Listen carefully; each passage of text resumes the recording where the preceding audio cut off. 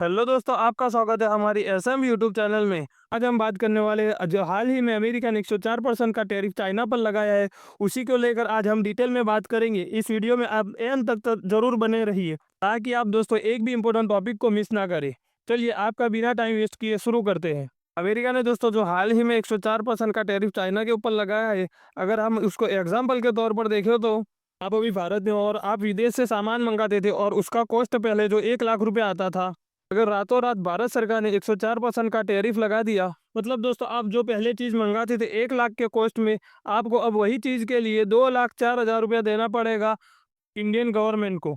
ऐसा ही हुआ है दोस्तों यूएस के लोगों के साथ में। ट्रम्प के द्वारा दोस्तों अनाउंसमेंट किया गया है कि 9 अप्रैल से चाइना के ऊपर 104% का टैरिफ लगा दिया जाएगा।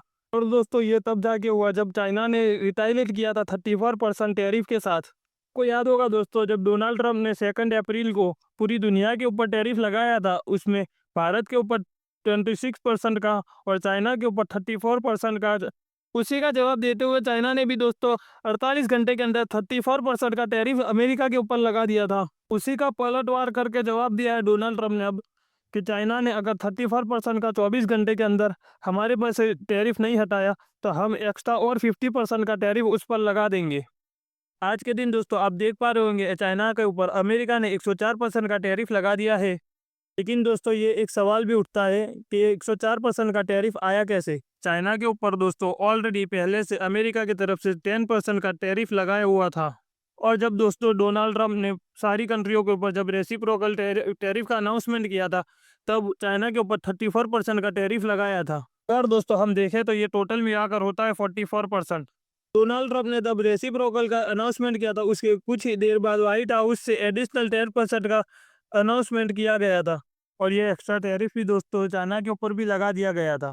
तो हम सब साथ में मिलाकर कैलकुलेशन करें तो पहले जो लगाया था 10%, उसके बाद जो लगाया 34% और अब जो लगाया वो 10%, उसका टोटल मिलाकर होता है 54%। दोस्तों कल जो फिर से 50% एक्स्ट्रा लगाया, वो सब मिलाकर होता है 104%। आई होप दोस्तों आपको ये कैलकुलेशन समझ में आ गई होगी।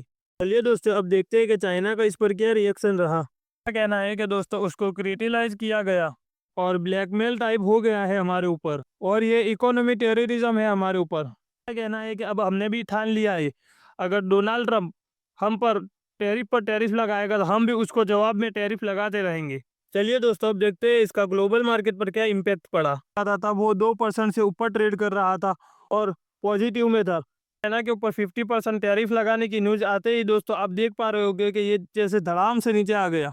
तो अब ये सवाल उठता है कि जो अमेरिका और चाइना के बीच में जो ट्रेड वॉर चल रहा है, उसका इम्पैक्ट इंडिया के ऊपर क्या पड़ सकता है। अब हम डिटेल में समझते हैं। जो अमेरिका ने जो चाइना के ऊपर 104% का जो टैरिफ लगाया है, वो ये कोई दोस्तों छोटा मोटा टैरिफ नहीं है। उसका फ़ायदा हमारे इंडिया को हो सकता है, क्योंकि दोस्तों अमेरिका कल तक चाइना से माल ले रहा था। ऐसा तो है नहीं दोस्तों कि अमेरिका अब कंज्यूम करना बंद कर देगा, किसी और देश से तो कंज्यूम करेगा ही। अपॉर्चुनिटी हमारी भारत में देखने को मिल सकती है। हमें अब हमारी कैपेसिटी दोस्तों बढ़ा देनी चाहिए, क्योंकि जब अमेरिका से हमें डिमांड आए तब उसे हम पूरी कर सके। जैसे दोस्तों हमारे पास अपॉर्चुनिटी है टेक्सटाइल की, फार्मा की, इलेक्ट्रॉनिक्स की। टेक्सटाइल में दोस्तों हमारे पास स्ट्रॉन्ग कैपेसिटी है। फार्मा में जेनिक ड्रग्स हो गया।